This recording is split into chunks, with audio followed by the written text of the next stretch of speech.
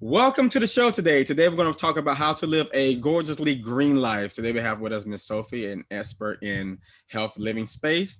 Her first book, Gorgeously Green Life, launched on Oprah in 2008 and became a New York Times bestseller. Since then, she has written 3 books.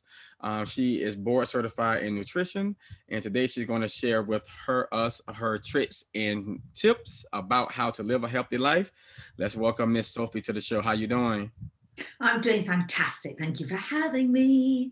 Likewise, thank you for joining us. I have had fitness experts in the past on the show, and it's always good to get their point of views on how to live a healthy lifestyle, and just kind of like preserve your life just a little longer than you probably wouldn't have just eating a whole bunch of foolishness, right? Yeah, preserving it a lot longer, I would say. Like you can literally add years, decades to your life, which Right. is super duper exciting. So tell us, how did you particularly get into this space? Were you doing something previously prior to living a gorgeously green life? You know, honestly, for the last 30 years, right now I'm 56, and I'm going to say for the last 30 years, I've been a searcher. I've been fascinated with this space. I've been teaching myself, researching, working with mentors and coaches. So it's really been a lifelong journey for me.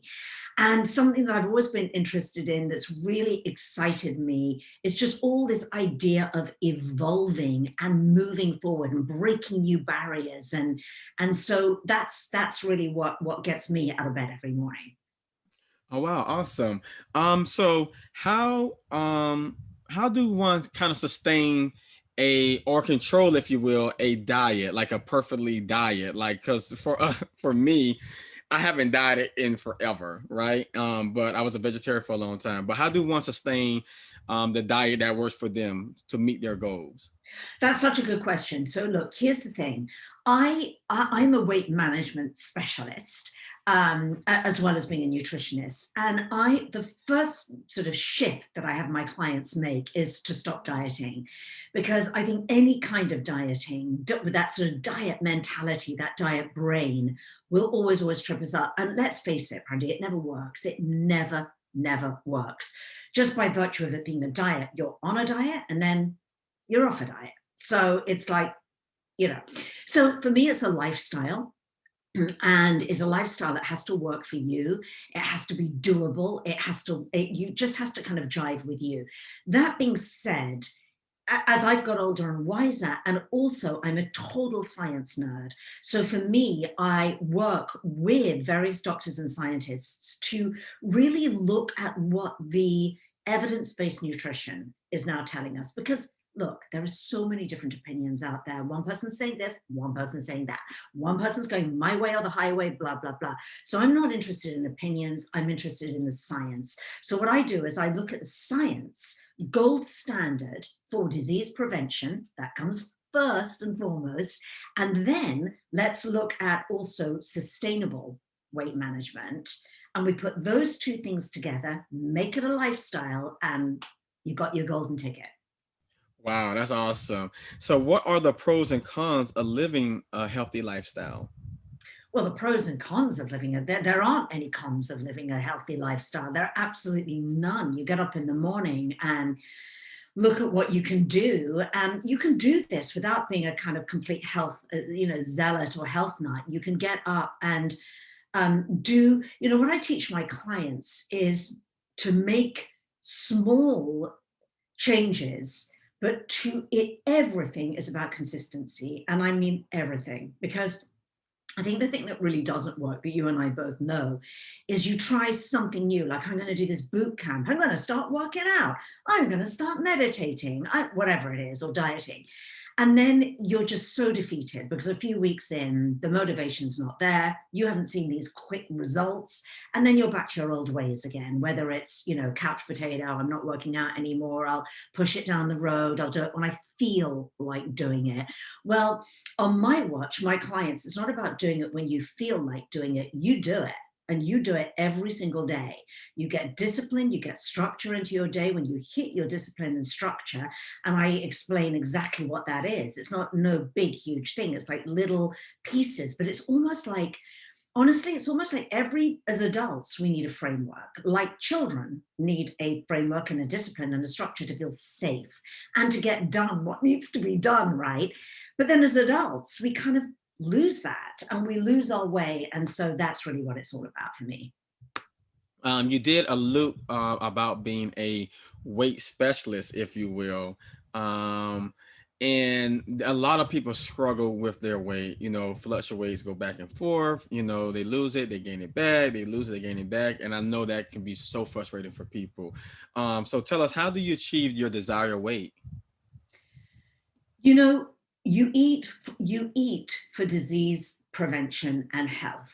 That is the number one thing, because once you are committed to that, that is going to cut a lot of these crazy diets out of the mix, basically. Because if you're doing, oh, I'm going to eat tons of fat to hack into the ketones in my body, whatever, well and good, you might lose some weight initially, but we have to look at heart disease. We have to look at the number one killers in America: heart disease, various cancers, diabetes. These are the number one killers: heart disease and diabetes. So if you're eating any kind of a diet that could put you even at slightly higher risk for that, not a good call. But the beautiful thing is, when you would say, well, what do you eat? You eat in a way which is primarily going to be whole food, plant-based, which is basically foods that contain disease preventing compounds and fat storage prohibiting compounds. So it's a total win-win. Okay, so there's a lot going on when it comes to health, and a lot of people associate that with exercising. Do you think that's a big, small part of living a healthy lifestyle, exercise? Do you know, my, and this is my, well, actually, this is not my opinion. I was going to say this is my opinion, but it's actually what the science bears out, is that 80% nutrition and 20% exercise. That's really that's it. And so I think both are super duper important. But if somebody's listening and you're really struggling with your weight, the first thing that you want to tackle is your nutrition, and you want to really, really, really clean that up. That you can't get away from that. And unfortunately, I wish it were otherwise. I wish we could go, nope.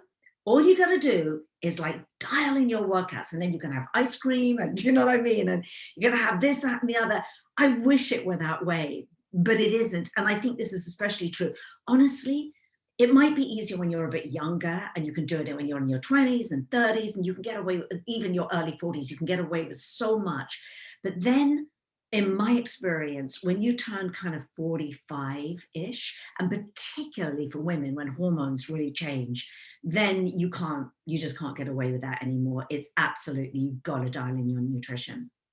Oh wow, wow. So you're online, you're on all these various platforms. So you're on social media like Instagram, I checked out your Twitter, all these other social. How did that help you to spread the word about living a healthy lifestyle, and just being able to just really just tune into those individuals, especially as women get older, to help them to kind of understand their body as pertaining to just keeping it healthy? I think that funnily enough, when I wrote my first book, which launched on Oprah, as you mentioned, there were no social media platforms. In 2008, there was nothing. There was just TV. And so I was very, very lucky, because obviously getting your book into the hands of Oprah is kind of pretty much what every author wants. But it was very fortuitous for me, because that book really reached a lot of people, in women in a lot of different countries as well. So it wasn't just here, it was international. So that kind of, if you like, launched my platform. And even at the time, you didn't even talk about platforms. I remember my book editor saying, you've got to write a blog and get on Facebook. And I'm like, what?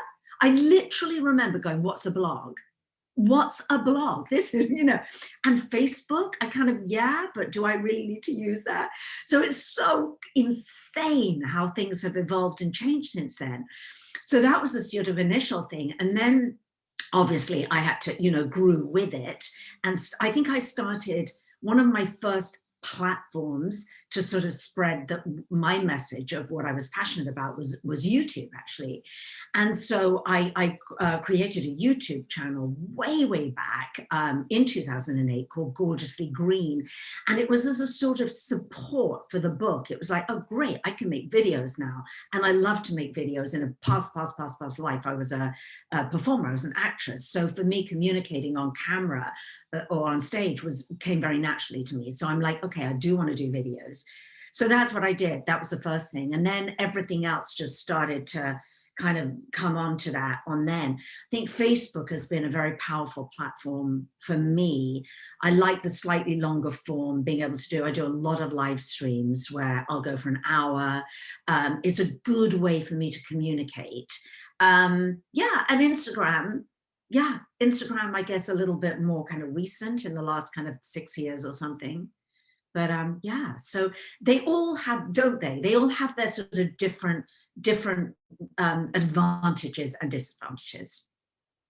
So you have written other books. Are these books also aspired around Gorgeously Green? Are they like extensions of that particular book, or are there other spaces that you have written about? No, they're all nonfiction books. The first one, Gorgeously Green, was all about living a green, healthy, green and clean. It was kind of the environment and really opening up that conversation, which had never been opened up about before. Environmental stuff seemed very boring and, it's for those kind of weird people over there that live off the grid in weird compost toilets and all that. So that message was like, it doesn't have to be that way. You can start with the food you eat, the makeup you put on your skin. I was in a way one of the first voices to really look at ingredients in our cosmetics that could be deleterious to our health. Wow, shocker, right? And skincare and hair care and blah. So that was the first book. And then my next book was in the middle of a recession. Suddenly there was a mega recession when it came to writing my second book. I think it was like 2009, 2010. So that book was really speaking to how can you DIY everything and how can you really sort of do it yourself at home. And then there was a food book, a diet book, which interestingly is completely out of date now because that was written, 10 years ago. And I've since then, became a nutritionist. So my whole philosophy totally changed about as I started to study this science. And then my most recent one is more dialed into beauty from the inside out. Oh, that I like. So the beauty, the inside out one. What is that about? I like that title. It's called Gorgeous for Good. And really why I wrote it is being a woman who, when I wrote that book, just turned, in my early 50s. And I'm like, you know what? We can be gorgeous for good. And the good is a double entendre because it's obviously for good, for as long as you want to, as you get older, but also for good in that we can do good, use good products. Everything that we eat, that we put on our skin, that we have in our home can have, without sounding too kind of new agey, I believe everything is energy. Everything has an energy and is an energy. So it's really dialing into that. It's dialing into your own beautiful energy. How do you change that? How do you change your mindset? So it's sort of really honestly the way that I coach now, because right now, what everything's sort of melded into for me now is really coaching women. And that's my big passion. But it honestly is both very practical and spiritual and sort of everything in between. So let's dial in the practical, the actual mechanics of what you can do to feel beautiful from the in and look beautiful and be beautiful from the inside out. There's a lot of practicality in there, as already mentioned. Dial in the nutrition, dial in the exercise, dial in the mindset, the meditation. But then there's also a huge spiritual undertow to everything, because I believe you can't separate the two. Everything is spiritual, everything is energy, and everything is practical. So it's bringing all of those pieces together. That's awesome. That is so awesome. For those that are unmotivated, what are the steps to get that person motivated into getting into living a healthy lifestyle because of the frustration of, I guess they see that they, possibly may not be able to do it. So what are those steps that someone needs to take to get them motivated to get into that healthy lifestyle? I would say the first step is get help. Get some kind of help. unless you are a supremely unusual, highly motivated and disciplined person, and I would say that's probably less than 1% of the population. And if that's you, fantastic. But if you're not, in my experience, in order to achieve, crush, do anything that I've really wanted to do in my life, I've needed a mentor, I've needed a coach, I've needed somebody to help me. I have to learn. I'm a perpetual learner. So I really think the first step is whatever it is that you want to do, get help, because otherwise in this day and age, in the information day and age, you're just going to be in search mode all the time. And there's so much information and it's surface level, and it's not, information isn't transformation. So it's up to you. If you want information, then just keep collating information. You'll have hundreds of books on your shelves. You'll have hundreds of ebooks on your computer, but they're not going to change you. I'm just being honest, they're not. So what you really want to do, if, and it's your choice, not everybody wants this, but if you want transformation and you really want to move the needle, so you wake up every morning feeling like a different person, ready to crush your goals, ready to take on life, ready to be who you really want to be, then you are going to need some help. And there are luckily, quite a few. You've got to do your research to find great mentors and coaches in the field or the particular niche that you're interested in crushing.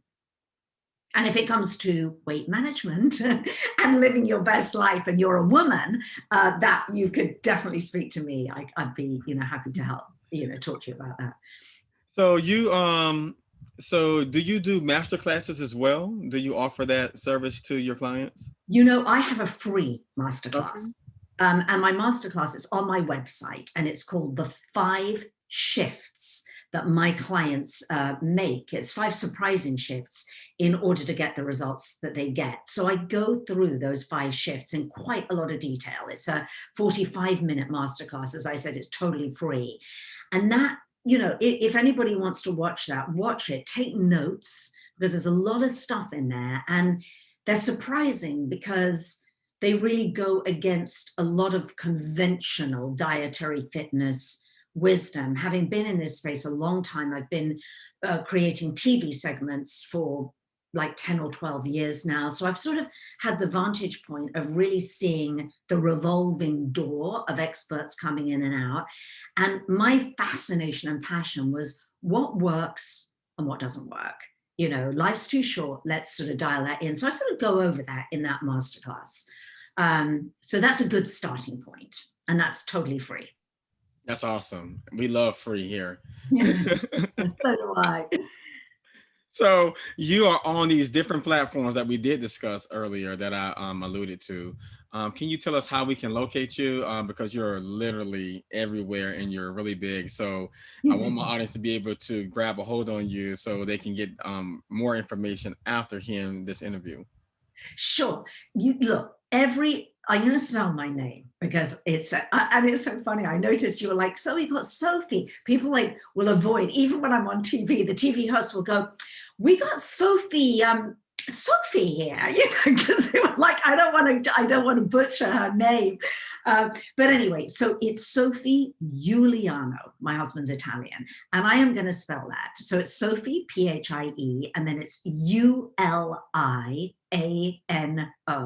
Sophie Uliano. And you can, on Facebook, Insta, the whole 9 yards, I'm on that. But honestly, the best place to find me is to go to my website, which is sophieuliano.com. And all the masterclass is there, and everything else. That's the best place to go find me. Oh my God, thank you. This has been a awesome interview. I love the illustration that you gave about literally like the spiritual aspect and how they are combined and how it's practical. All things are practical. I like that. That is, nobody actually explained that before when it came to fitness, how your mind and body and your soul, which is your spiritual side, are all connected, and they both, and honestly, they all need to combine themselves and be healthy. If one is lacking, everything else is not going to fall into place. That is so 100%. 100%. that is so dope. Thank you for joining us today. Thank you for having me. It's been really fun chatting. Thank you. Likewise, next IBS.